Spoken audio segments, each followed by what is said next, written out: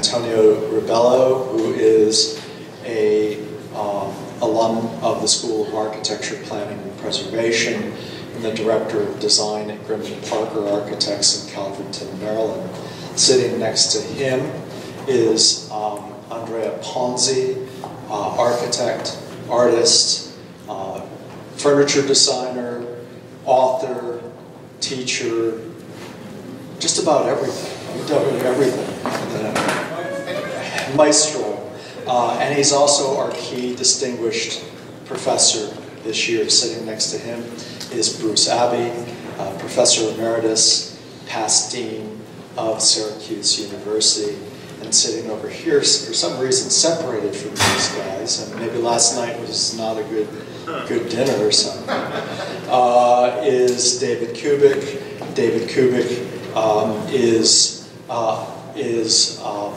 an alum of the program and a senior associate partner with BK Architects in New York City. And as I said yesterday, BK has no share in BKSK at all.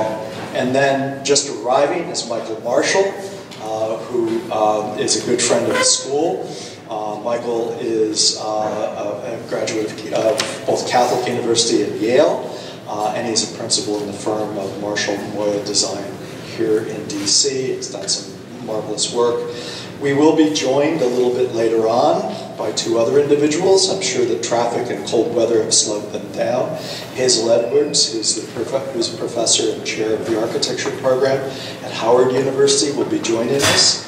And then this afternoon, Barbara Mullen, who's a graduate of the School of Architecture here at University of Maryland, so it means predates the School of Architecture, Planning, and Preservation, will be joining us. And she is the Director of Interior Design at Perkins Eastman here in DC. She's led an interview this morning, coming out this afternoon for the reviews. So she'll be joining us a little bit later on. I do want to thank the reviewers for coming today.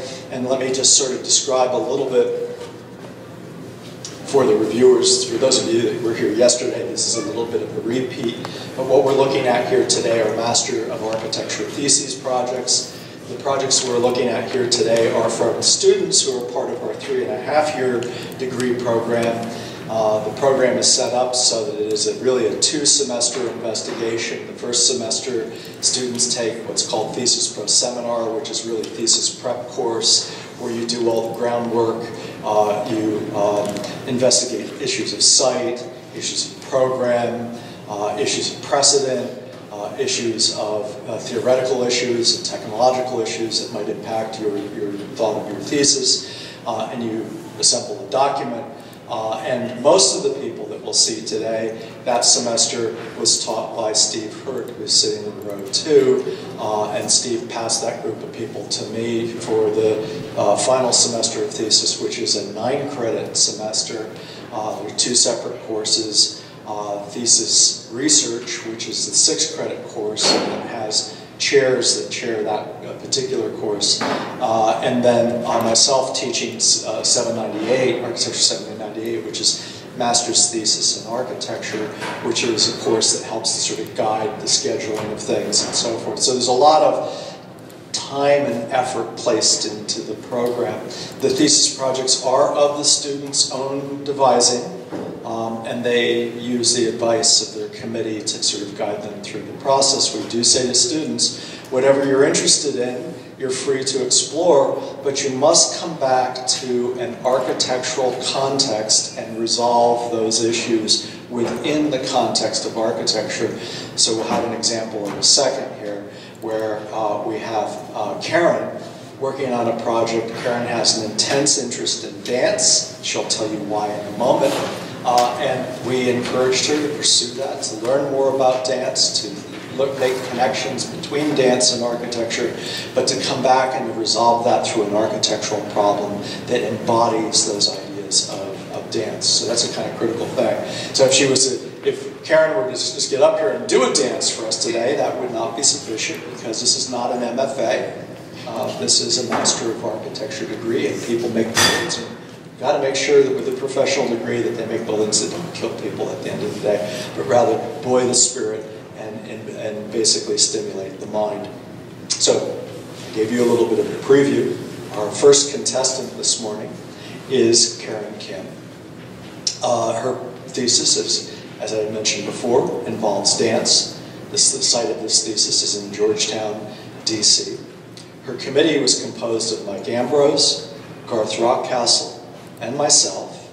And I will say just one note to the reviewers, that as we progress today and have discussion, that you need to use the microphone. Because if you don't use the microphone, it will be very difficult for the people in the back rows to hear you. And what's important about that is that there are future thesis students in the back rows that really want to learn in this process. This is not entertainment. This is a learning session for all of us, an opportunity to have a great discussion, great debate. I've extended this as long as I can. Professor Ambrose will be here. It is being tape recorded so he can see whatever he misses. There we go. Oh my goodness. Enter stage right. There he is. Excellent. Excellent. So it's all yours, Karen. Break a leg. Do you say that in dance, break a leg? No. You say it in all other performance, but you don't say it in dance. Nope. Kind of dangerous, isn't it? Okay. Good luck. Thank you. Because it's bad to say good luck on opening night. Good morning, everybody. Thank you for being here. My name is Karen Kim. First off, I would like to thank my committee members for guiding me through this long journey of my thesis.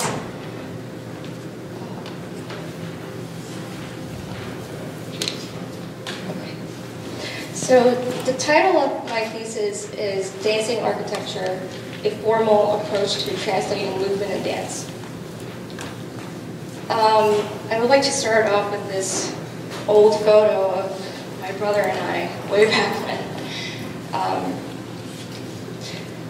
As a student, my brother went through many hardships.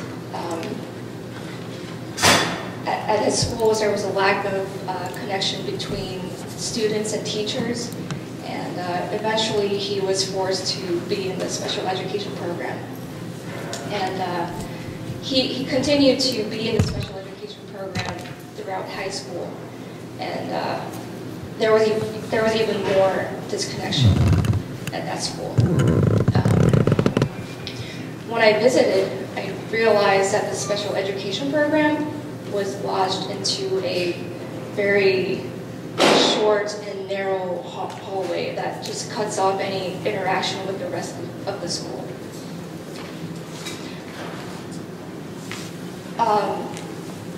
So through the experiences of my brother, I realized that many schools today are based on this model. It's modeled after the Henry Ford's factory production method,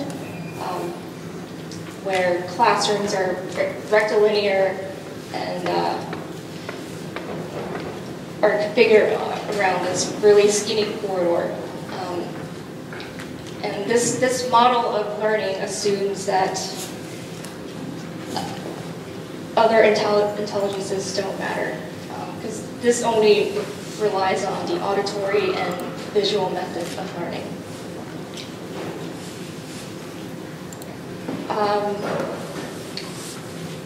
A developmental psychologist named Howard Gardner came up with this theory of multiple intelligences.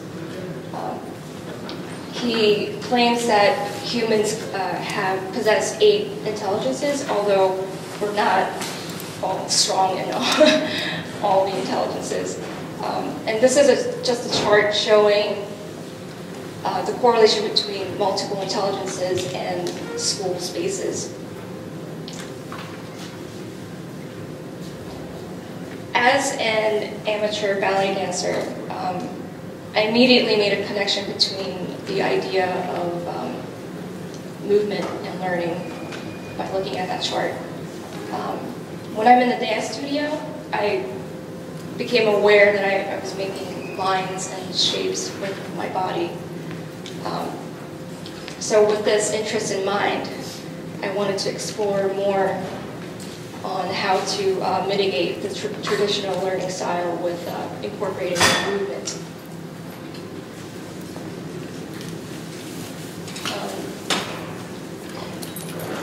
So with that in mind, my site that I chose is the Hyde-Addison Elementary School.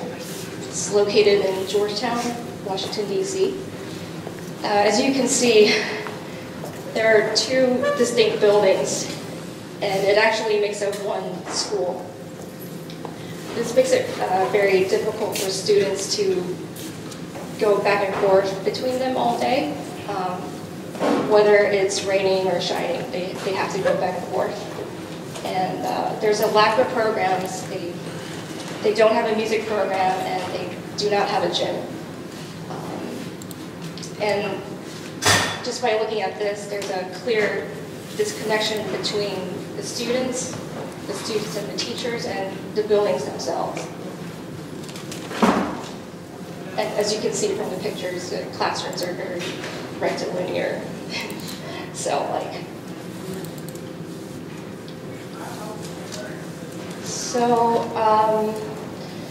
For the design of my building, I decided to look at the pirouette. This is a video here. I'm hoping the volume isn't too loud.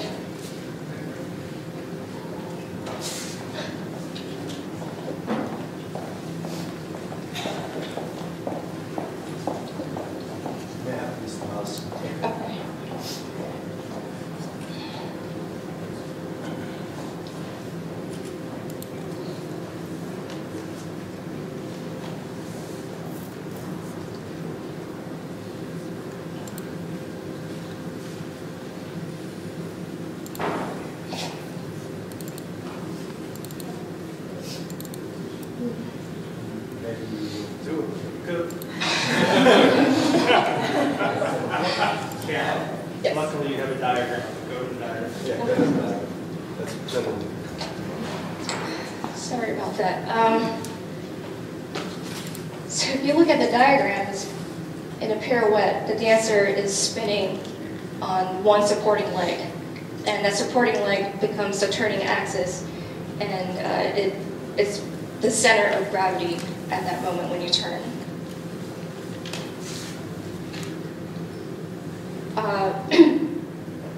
One of the methods that I looked into in order to analyze this pirouette movement was motion capture.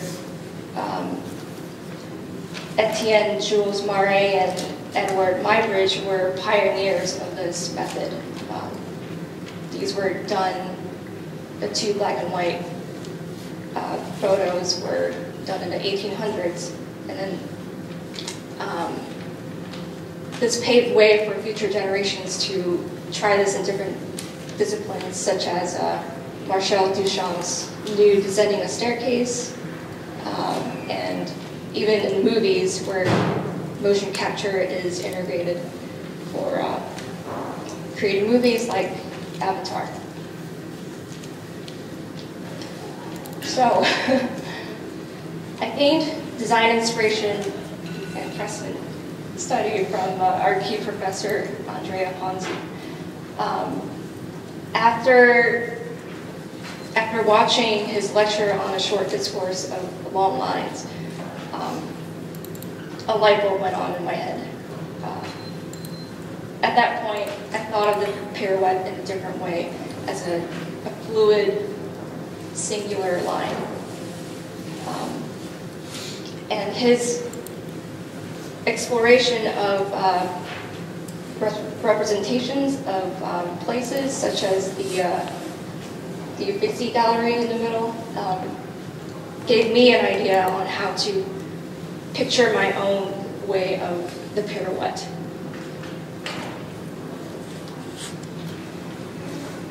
So from that, I started my design process and came out with these two forms. The form on the top was traced from the lines of the dancer's arms, and it resembled this oculus-like form. And then on the bottom were made from the line of the leg. sweeping around a vertical axis. And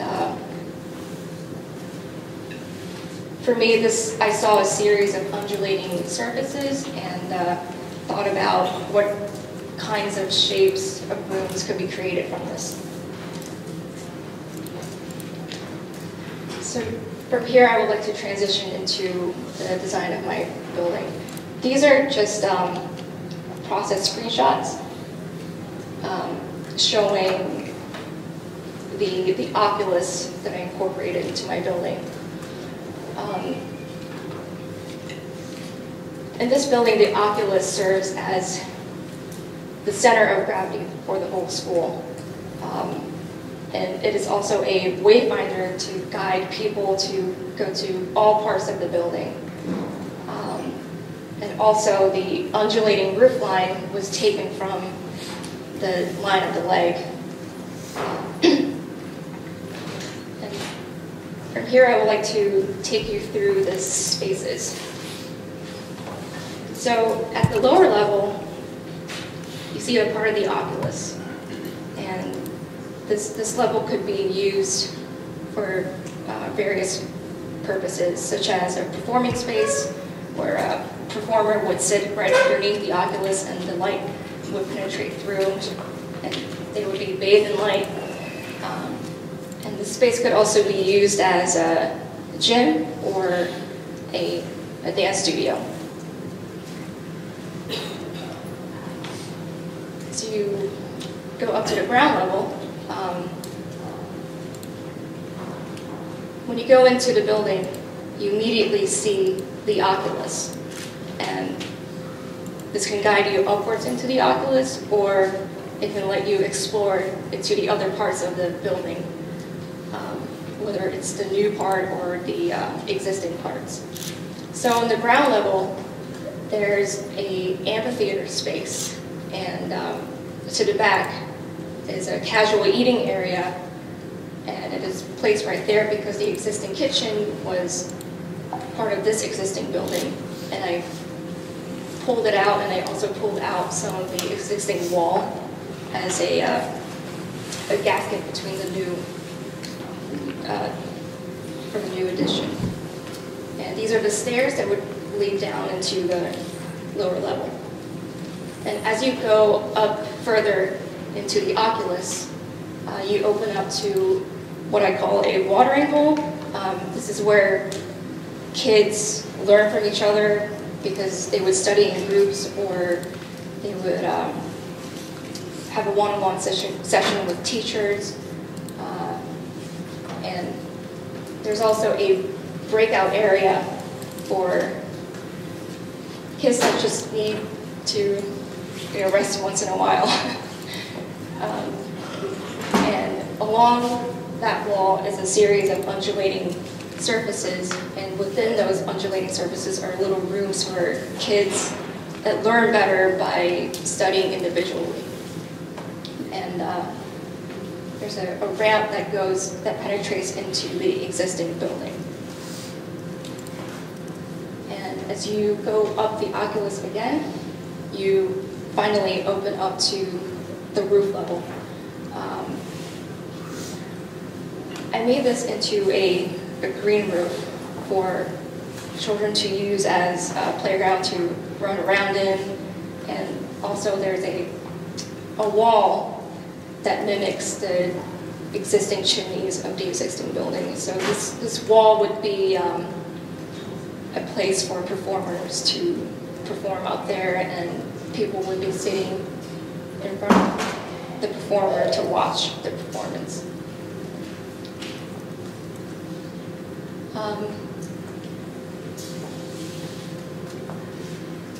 So next I would like to talk about the idea behind my building skin. So I looked at the ballet tutu as a precedent. I found that the tutu is very elaborate. It has many parts to it. The upper part, called the bodice, is made up of a series of panels that are seamed together. And the bodice is connected to the skirt by a portion called the basque. So this was my idea for the shape of the solid wall panels for my building. And within those panels I included some glass panels, and then surrounding those panels would be a mesh system that would go all around the new addition.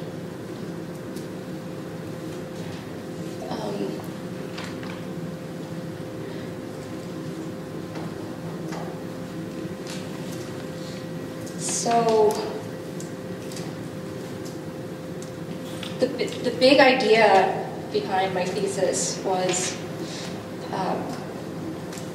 to make a lot of informal gathering spaces for students that did not have the opportunity to experience that kind of learning.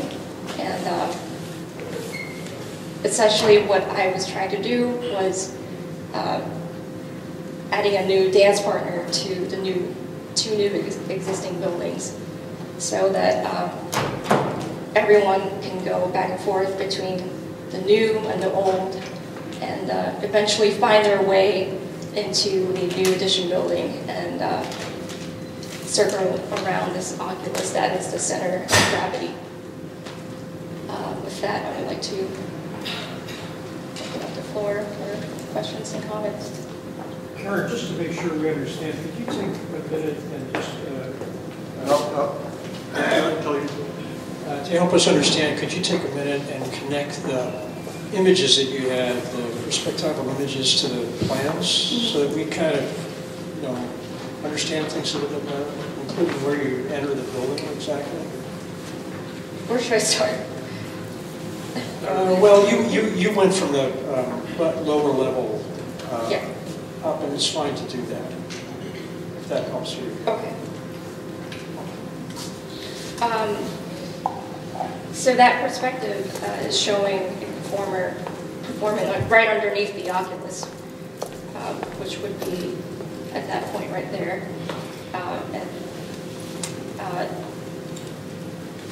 These lines on the floor are just patterns that I thought of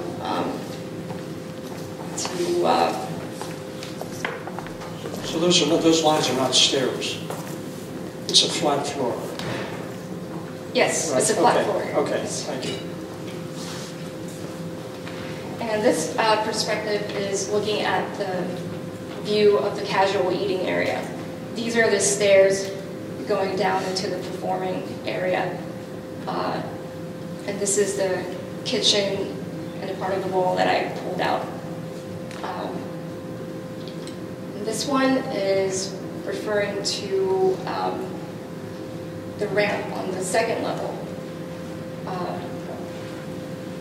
So you can see that on the right, those are the rooms where kids study individually, and on the left it's a space for advisory group learning. This perspective is looking down into the amphitheater space from the second level. And you're also looking across at the breakout area. And if you look over here, that would be you're looking into the existing building. So pause for a second on this section over there. Point out the amphitheater. I think what you're describing is the amphitheater. It looks like a big, wide, giant stair. Is that right? Mm-hmm. Okay. Go ahead.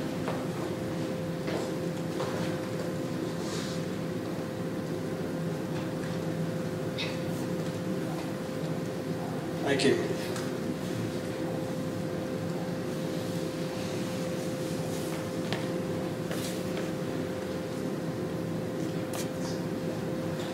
Hello.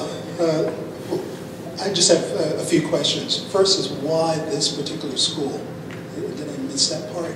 Why did you select this school in this location? Well, to be completely honest, my thesis was mainly about abstracting the form, but I still needed a site. So I was looking for sites in DC, and I came upon the school and saw 2 distinct buildings. And I thought it was a perfect opportunity to create an addition in between them. And So you looked at other schools in the district and Yes. selected this one? yes. The program selection, did you come up with a program for what was needed for the school besides of connecting the 2 parts? Oh no, that was actually taken from fielding their architects. They're well-versed in designing schools and creating certain programs that promote collaborative learning. I mean, but the program deciding what spaces were necessary for this building, you made that decision, or did you get a program from DCPS or DGS, which is the district's oversight for construction for the schools? I guess I made the decision. You made the decision. Okay. Do you remember what grade levels are in this school? K through 5. Yes. Okay. And again, overall, the idea of movement is because you were interested in that, conveying that in architecture, so it didn't really matter if it was a school or a school of dance, for instance. So you're really about expressing movement in architecture. Yes. Okay. Those answer my questions. Well, I really appreciate many things in this project.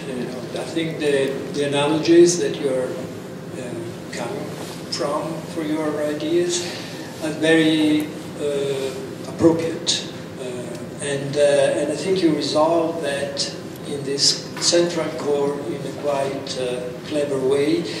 Some pictures are extremely strong, like the one on the bottom there, because this means light and form dancing together in a way. So I think the emphasis should also be put on the idea of lighting, especially this zenithal lights, how it deals with the shapes that you are inventing. There are a few details that maybe I would have done differently, like the baluster, the railings. I think it's a little rough in relationship to the elegance of the shapes. Maybe it could have been with a glass or a different way of dealing with that. On the other side, I think the outdoor scheme, you should have to say something more about it, because it's not clear if there is a relationship between inside and outside. It seems like an inner space in which, dominated by this light coming from the skylight, let's say, and not a transparency or anything connected to the outside. Also, the outside, you are creating space. You know, you have a park, and so I would have been curious to know more about that. Also, I would be curious to know more about the connections with existing buildings. You know, it seems that they are quite, I don't know, strong. You just take the shape of the existing building and expand it, but without a real comment on the point of connection. So that could have been maybe partially, the scheme could have even imply that you integrate that other buildings, or maybe there is a subdivision, a sort of moment of passage between the building, and that's also true for the inside. You know, how do you realize that you're going from one to another? You know, I think those are elements to be discussed. Karen, I think your thesis project is very moving. I think the story, how it originated and how you got inspired to do this is a very heart-wrenching kind of story, and I understand your passion for the dance and translating that into form and analogies that you were making. The building is very poetic, and I am sure that a lot of these spaces could, after further refinement, be very attractive, very wonderful spaces. When I'm looking at this, also there are things that you said on your presentation that made you go in the direction you did, such as the desire to have spaces that could be flexible for different types of learning, collaborative spaces, and so forth. That implies an equality and implies sort of empathy for kids and for people that want to learn. But in my mind, as architects, when we practice, the constraints and how we solve those constraints are what actually make the project successful, besides all these things. And so I would like to say that, for example, you show a kid or someone on a wheelchair going down a ramp, but how about people going to the roof? Is there an elevator? Yes, there is.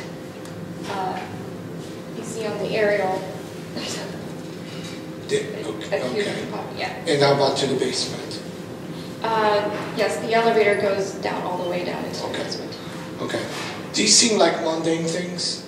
I know everyone likes to talk about the very high level, high order, intellectual approach to the design, which is very suitable in the thesis project, but also the reality of the constraints and how you solve them will inform how the design in the end will turn.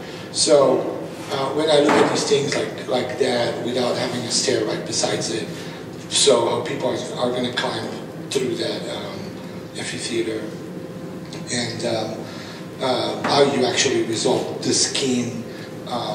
What does it mean to be in Georgetown? What does it mean to be attached to that building? These are all things that, in my mind, inform how the form is made as well, and not just a pirouette, which is a great starting point, but other things need to attach to that as well. Thanks. Actually, just one question. Are you comfortable with how big it is, the size of the facility?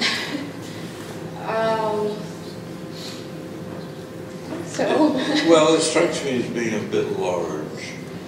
Like there's a little too much air having been blown into the soap bubble. And I wonder, I mean, it seems arbitrary is what I'm really saying. Does it have to be that big? Would it be better if it was smaller and more delicately connected? Because your thesis really resides in these three bottom images, which are extraordinary for conveying the relationship to your original diagrams of the pirouette. It's very successful at that level. But and even the section, the top section and its complexity is intriguing as can be. But like everyone else, I'm a little concerned about what the exterior condition is relative to the two existing buildings, because you really don't talk about them. You don't really care all much about those two existing buildings or how they function or what goes on in them, or you really focus. You want to do your dance theater, and in an odd way, I almost wish it was an isolated dance theater, independent of the school,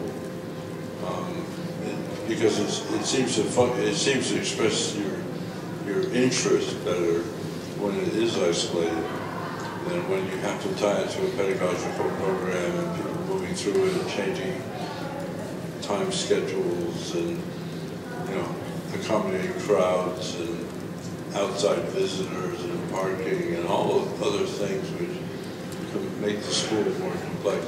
It's very difficult to know where you do enter, because do you enter the hinge? Do you enter one building primarily to find the rest of the school? I mean, schools have control problems for security reasons. So I see a sign. Do you enter between the notch, between the old and the new? Yes. And these are little detailed questions, because what you've been incredibly successful at, of course, is conveying the spirit of dance in this incredibly nice interiors. I'm always one for wondering how structure gets done. I know we can do it these days. It's a lot of steel and concrete.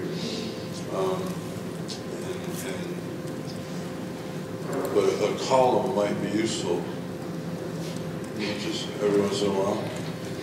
I do have columns on the ground level, and Well, it's just not even big. well, you know, to hold all of that stuff in the section up, and I'm not quite sure how you translate those loads to the ground. And, you know, I don't think it would be a bad thing to worry about that. I mean, if you're going to pirouette on your leg, somehow your leg is touching the ground on your toes, right? And there's a lot of weight there. And it's a very elegant moment. I assume that was you dancing in that photograph. Oh no, it wasn't me. I wish it was. It's an extraordinary image, by the way. And that's what I think was quite wonderful to see it connected to the idea of the pyramid. But anyway, it's nice to see the sketches and models and all of those of it. But I would be more careful or more sensitive to the exterior ramifications of it, because I think right now its size seems overwhelming in a way, which you don't get in the images. The interior scale seems fine, but it's the exterior scale. I can't quite figure out how to reconcile the two. When I think about it.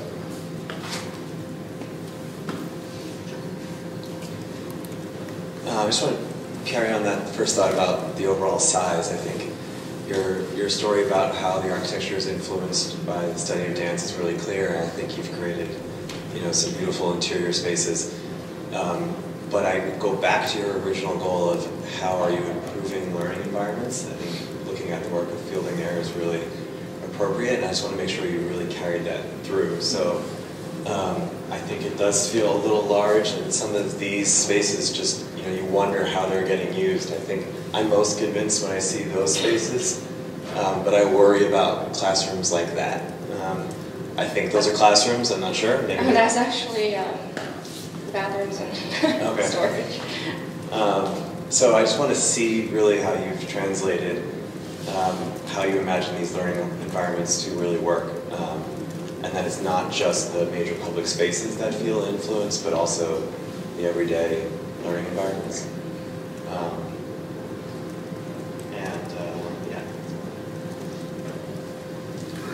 Sorry, I missed the very beginning of your presentation.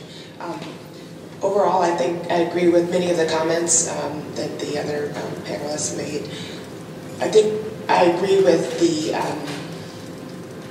that the addition is very heavy, at least from your renderings at the top. They feel like they're not as graceful as how you are expressing the thesis. I also think that the interior spaces are very appropriate given the age group. That these are this seems to enable kind of the younger kids to be able to explore and to imagine themselves in this moment of movement.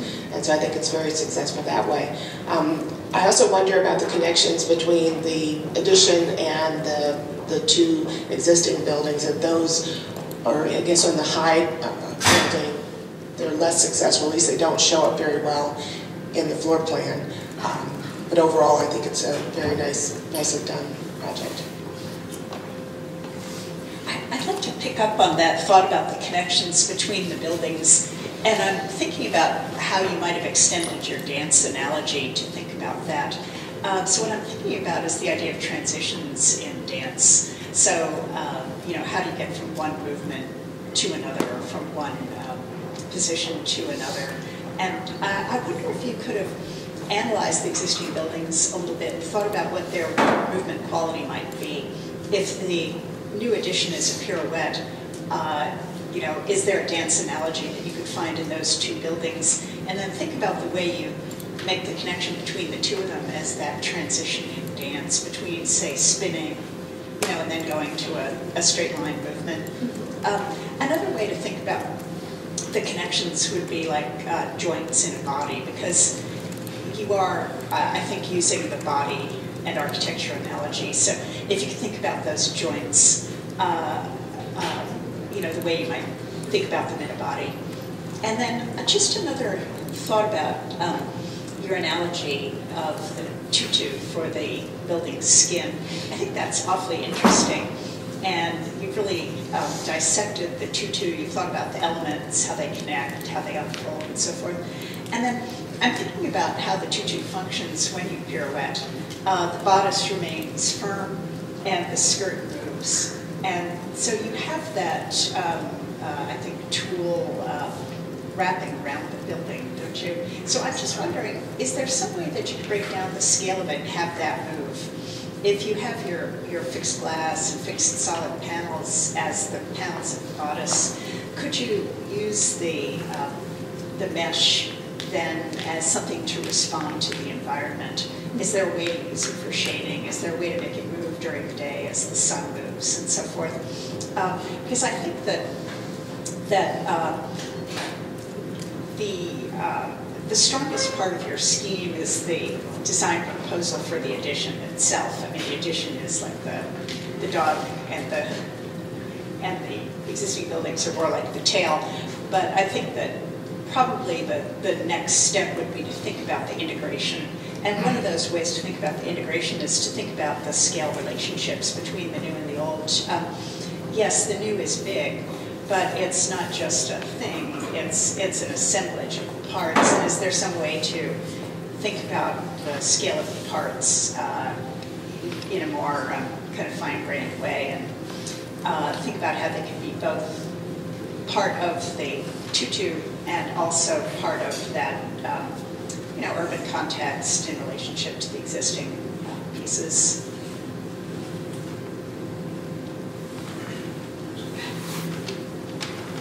Okay, now that I asked all my questions in the beginning, I just think if you had maybe focused more, not just on movement, but choreography and dance, I think it would have been a better challenge for you. As some people have said here, if you just think of a dance, there's, the entry to the dance, what happens when there's a chorus, when there's a soloist in dance. Because I just think you just picked one thing, a pirouette. That's just one small part of dance. And it didn't have to be that this building was so freeform. I mean, if you think of modern dance, since Stravinsky did music and Nijinsky did dance and choreography, that it's maybe a bit of a cliche to just say, okay, it's just freeform. And I think that's not what dance is totally about. I think that's why I asked, did it matter whether this was an elementary school or if it was a library, and your relationship to the historic aspect of those buildings, the transitions, and the relationship and what you expect of your building in relationship to those historic buildings. You picked a tough place, Georgetown. There's so many review agencies. Not that you had to deal with that, but that would have been in a real world a big issue. I think also, hasn't it been an addition to these buildings that have been done? It's going on right now. It's going on now. Okay, I know it's been planned for a while. So I just think if you could have challenged yourself more than just doing free-form building in relationship to those, or just pick another site and do a theater, do it, a dance theater or a multi-functional theater that then expressed movement and dance. So I just think, that you started, but there are places where, as some people have pointed out here, the transitions between the new and the old that could have been really poetic and could have freed up your building a little bit more. I totally agree with those comments, and I wasn't. These kind of buildings and building additions are always interesting when they're very well done. And normally, you do see a glass transition between the old and the new, or you hardly see a seamless connection the way you're showing it, where the only way that you notice that you're going from old to new is a simple threshold. There's something else that announces that. And also from a constructability point of view, it's easier to touch the existing facility with an element that is like a hyphen or something in between those two. This comment is not just to you, it's to all the students that are here in this room. When you approach additions, this is certainly a valid way of doing it. You go completely different than what's there. But you have to respect that transition. That's a very important thing. That is one of the challenges. And that's what you're being trained to do, to actually look at these details. Another thing, and this is another comment not just for you but for everyone here, when you pick a site for a project, an academic project, it is okay in my mind to let your imagination flow and be very creative. But I think looking at the constraints of real life and looking at what your thesis is, which is empathy for the kids and all these things, there's open space that the kids need for their growth. Where is this open space? Is it just totally replaced by an indoor space? You have a roof, but it's for performances.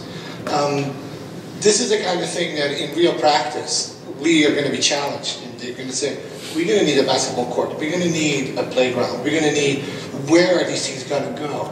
And I think when you approach the project in that way and put those constraints in there, responses for them in your design becomes that much stronger. Don't get me wrong, I like it. I think it's beautiful. But I'm just saying how you can strengthen your thesis by addressing all these constraints. Thanks. I think that within this free form, sometimes it's a good strategy is to integrate other autonomous free form inside instead of trying to link them. For example, those bathroom, could have been just almost like another element by itself, with space going around. And the same, I think, is true for those rooms on the right side with a quite weird shape. But it comes to my mind a couple of projects that I think you should look at. That one is the Communist Party headquartered by Oscar Niemeyer in Paris, which is in fact an element underground, and then there is a dome with the light, and there are these extremely fluid forms. Oscar Niemeyer is the master in this type of architecture.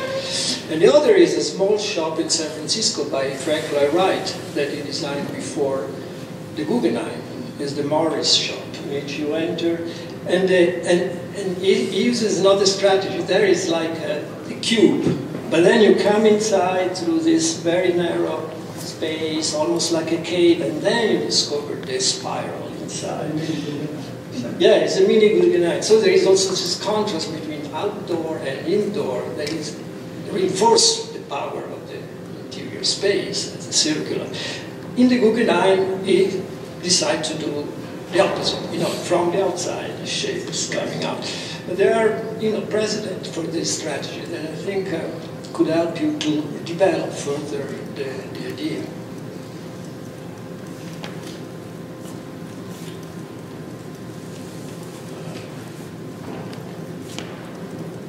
I want to talk about two things here, but first of all, could you describe a little bit more? You mentioned Gardner. It's 8 kinds of learning, but I didn't see it quite as direct a connection as you, I think, are involved with between whatever several kinds. I understand this is a kinetic situation here, but could you just elaborate just a little tiny bit on what the specific forms and how that relates to your project, forms of learning? Well, in terms of form, I wanted to incorporate these undulating surfaces and curves in order to... That's the architectural form. What I'm asking about is the form of learning, or the multiple forms of learning. I just feel like there's a gap between a presumption that that movement, which I get, right?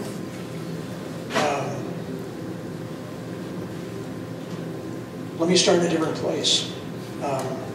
I have two granddaughters, age, I think, now 10 and 6, okay? And when they come to my house, one of the favorite things that they like to do is go over to the CD player and stick a CD on there that starts making music that they dance to, okay? And they are pirouetting, or however you say it, all around my kitchen and so on and so forth, okay? So, and you know, when I contrast that to kids sitting in a row in a classroom or sitting around a table, that static condition, you know, the contrast is stunning. And I completely agree about the fundamental idea of the body connection with different kinds of learning, tactile, etc. Okay, it seems like there's a gap. Way back when you started this project, there was a connection with these ideas that Gardner's put out, this kind of list of different kinds of learning and a connection with dance. I'm asking you to try to think back to what that was and make that connection again for us. Can you do that, or have you sort of forgotten? Well, are you asking why I chose certain programs to be? No, I'm asking what the specific Gardner types of learning were. That you know, that there was an assumption in this assembly line process of learning that you only learn auditorially and visually, and you sit there and absorb. And your suggestion here is this is a different kind of learning, somehow involved with movement. What were the things in Gardner's description of different kinds of learnings that are connected here to your project? Would it help to put that slide back up?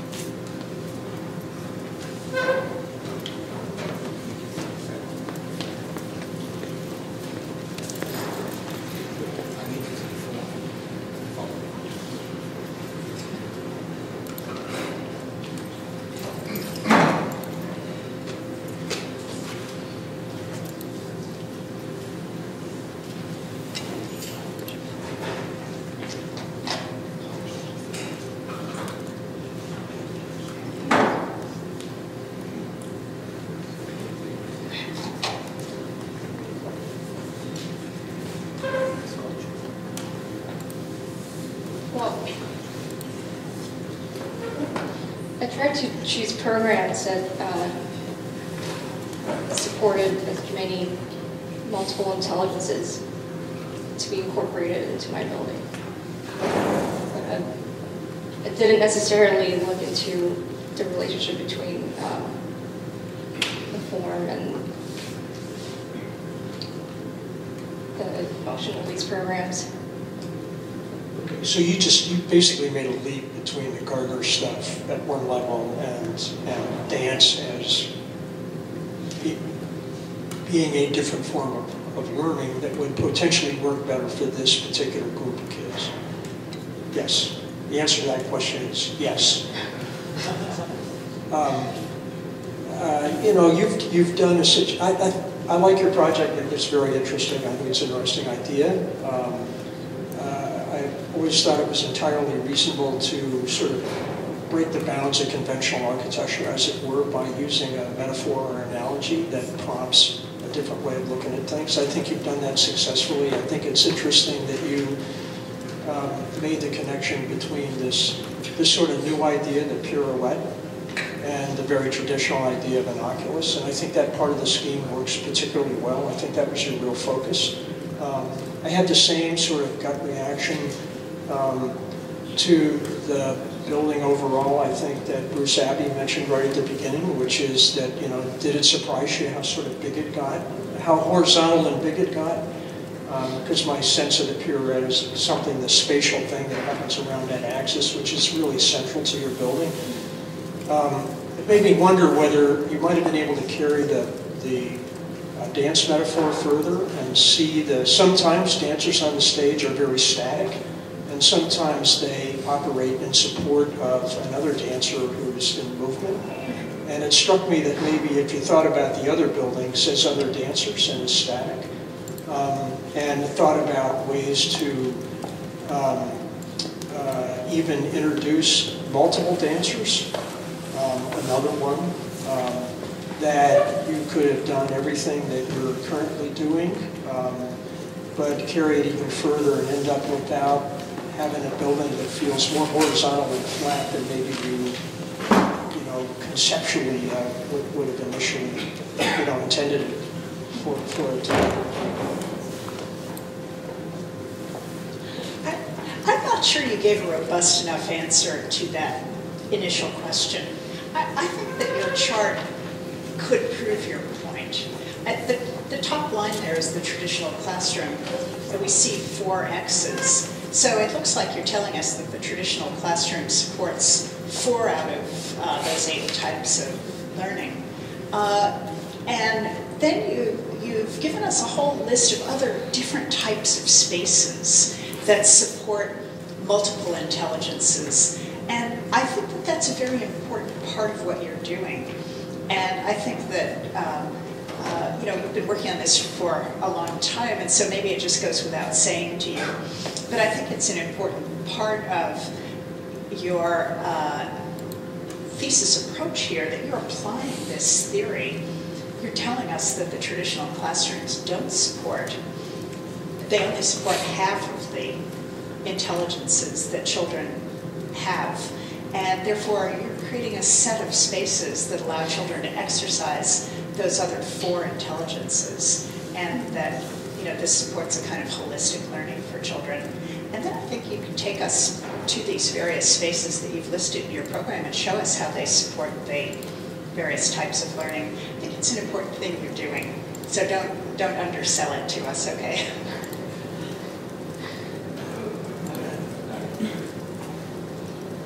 So I think it's time to bring the conversation to a close.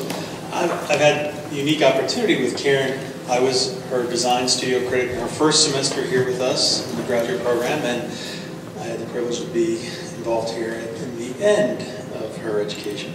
And I have to say one thing that's unique to me is Karen has really reaffirmed to me the value of architectural education, the ability to transform one's ability to look at the world and see the world through the lens of architecture to start to affect something. This is a very personal story that started with Karen, we've all heard just a few minutes ago.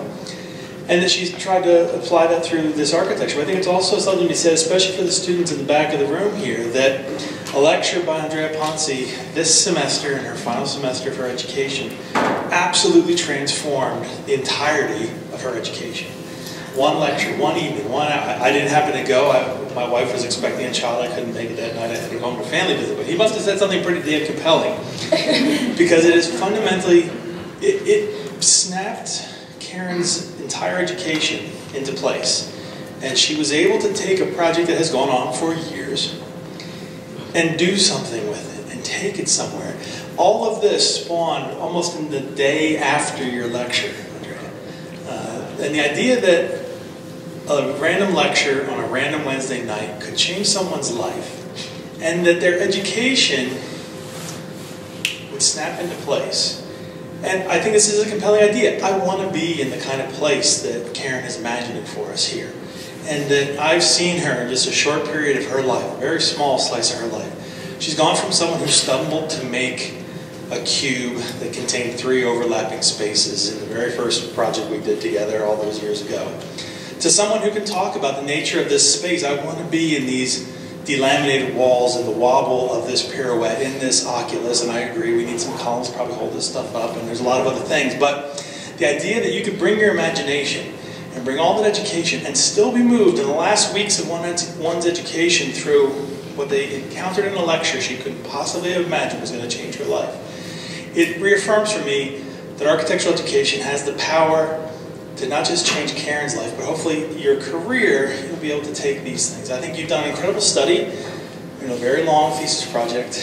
You've brought it together in a really compelling way. And I want to thank you for taking me along for the ride these last few years. So thank you, Karen.